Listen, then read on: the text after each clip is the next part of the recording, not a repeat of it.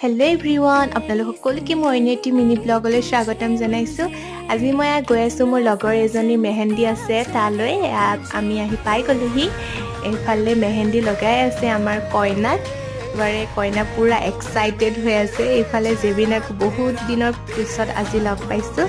এইফালে আমাৰ লগৰ কেইজনী পুৰা মেহেন্দি লগোৱাত ব্যস্ত। এইফালে ধুনীয়া গিফ্ট এটা দিছিলে কইনাক তাইৰ লগৰ এজনীয়ে।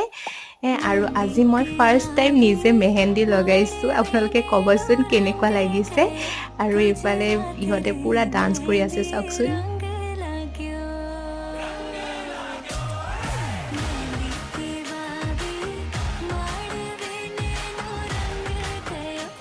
সিহঁতৰ লগতে অলপ ময়ো নাছিলোঁ। এতিয়া ঘৰ পাই আকৌ আহিছোঁ মামাহঁতৰ ঘৰ। মামাহঁতৰ ঘৰত আজি ভাত খাব মাতিছিলে।